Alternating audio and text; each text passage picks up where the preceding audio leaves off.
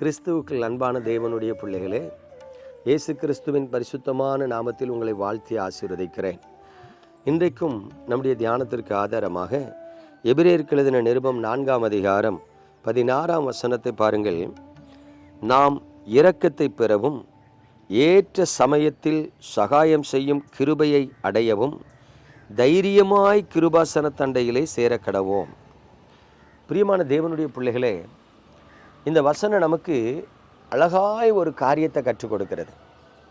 என்ன அப்படின்னு சொன்னால், எங்கோ தூரத்தில் இருக்கிறது போல நமது ஆவிக்குரிய வாழ்க்கை காணப்பட்டாலும், அல்லது எத்தனையோ ஆண்டுகளாய் நான் ஜெபித்து பார்க்கிறேன், பெரிதாக நான் ஆவிக்குரிய வாழ்க்கையில் ஒன்றையும் கண்டுபிடிக்க முடியவில்லை, எனக்குள் வளர்ச்சிகள் இல்லை, ஆசீர்வாதங்கள் இல்லை என்று நீங்கள் நினைத்து அங்கலாய்த்து கொண்டு இருந்தாலும், இந்த வசனத்தை நீங்கள் கவனித்து பாருங்க.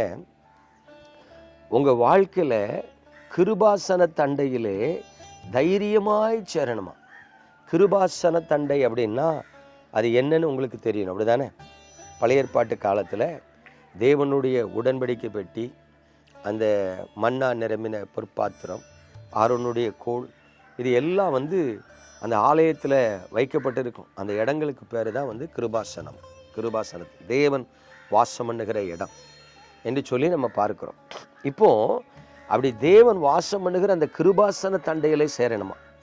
ஒருவேளை இன்றைக்கு பெண்டெகோஸ்டே சபைகளை பார்க்கும் பொழுது அப்படி ஒரு ஸ்பெஷல் ஆல்டர் அப்படின்னு ஒன்று இருக்காது.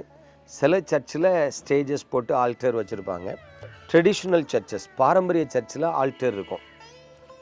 ஒரு பகுதி அது தேவன் வாசம் பண்ணுவதற்காக அப்படின்னு சொல்லி செப்பரேட் பண்ணி வச்சுருப்பாங்க. பார்க்கலாம். பிரியமானவர்களே, இன்னைக்கு ஆவிக்குரிய வாழ்க்கையில் நம்ம வீட்டில் அமர்ந்து ஜெபிக்கலாம், வனாந்தரத்தில் போய் ஜெபிக்கலாம், ஆலயத்தில் போய் ஜெபிக்கலாம்.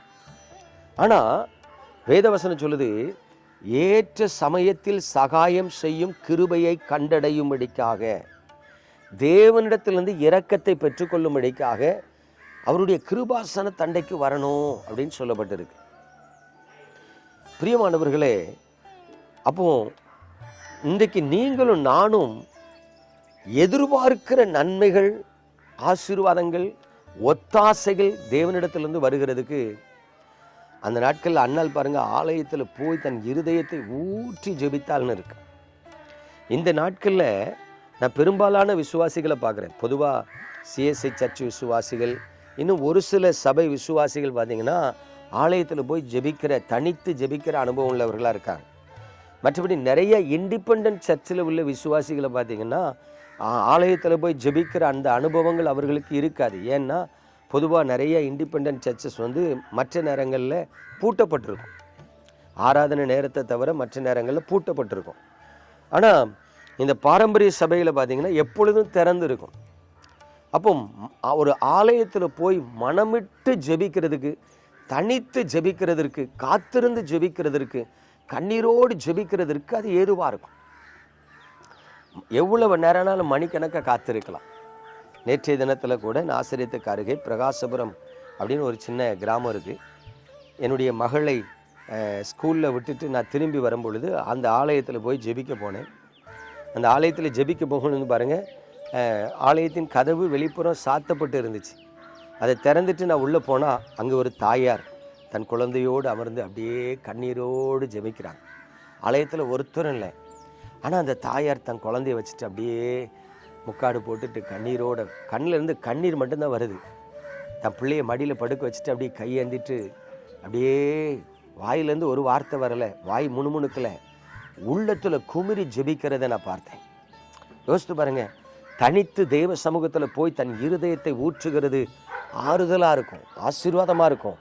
அந்த ஜெபத்துக்கு கண்டிப்பாக பதில் கிடைக்கும். பிரியமானவர்களே, இன்றைக்கி நீங்கள் எப்படிப்பட்ட சூழ்நிலையில் இருக்கீங்கன்னு எனக்கு தெரியாது. கடந்த நாட்களில் 2 நாள் கன்வென்ஷனுக்கு போயிட்டு வரும்போது ஒரு சகோதரி என்னை வீட்டுக்கு ஜெபிக்க கூப்பிட்டாங்க. போனேன். நல்ல கிறிஸ்தவ குடும்பத்தில் பிறந்த ஒரு சகோதரி. வாலிப நாட்களில் என்ன பண்ணியிருக்காங்க, தேவனை அறியாத புறஜாதி மதத்தை சார்ந்த ஒருவனை நேசித்து அவனோடு திருமணம் செய்து ஓடி போயிட்டாங்க. 25 ஆண்டு காலங்கள் அந்த சகோதரி சொல்கிறாங்க, என் புருஷன் என்னை சர்ச்சுக்கே அனுமதிக்கலை, ஜெப கூட்டத்துக்கு அனுமதிக்கலை, பைபிள் வாசிக்கிறதுக்கு அனுமதிக்கலை, ஆசைப்பட்டு போய் நான் அவனை கல்யாணம் கட்டினதின் உண்டான பாவம் என் வாழ்க்கையில் நான் தேவனை விட்டு பிரிந்து போக வேண்டிய சூழ்நிலைக்கு தள்ளப்பட்டேன். கடந்த வருஷம் அவங்க சொல்கிறாங்க, என் புருஷன் குடிச்சு இறந்துட்டான். இப்போ என் கணவர் இறந்த பிறகு நான் இப்போ ஆலயத்துக்கு வரேன்யா. யோசித்து பாருங்க, வாழ்க்கையில் பெரும் பகுதியை இழந்துட்டாங்க. 27 வருஷம். ஆமாம், ஆண்டவரை விட்டு தூரம் போயிட்டாங்க. இப்போ பிள்ளைகள் வளர்ந்து வாலிபர்கள் ஆகிட்டாங்க. இப்போ சரீரத்தில் வியாதி, பிள்ளைக்கு வியாதி, குடும்பத்தில் சமாதானம் இல்லை, தரித்திரம், அநேக இழப்புகளுக்கு மத்தியில், பலவீனங்களுக்கு மத்தியில், வியாதிக்கு மத்தியில் இப்பொழுது தெய்வ சமூகத்தில் வந்து அங்கலாய்த்து கொண்டு இருக்கிறாங்க. எனக்கு அன்பான தேவனுடைய பிள்ளைகளே, நீங்கள் யாராக இருந்தாலும், எப்படிப்பட்டவர்களாக இருந்தாலும், என்ன சூழ்நிலையில் இருந்தாலும் தேவ சமூகத்தில் வந்து நீங்கள் அமருங்க. அவருடைய கிருபாசன தண்டைக்கு வாங்க.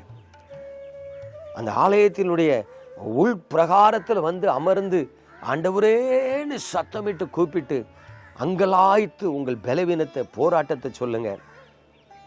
நிச்சயமா அவர் கிருபை தருவார். அவர் வெறுக்க மாட்டார், கைவிட மாட்டார், கை தூக்கி எடுப்பார்.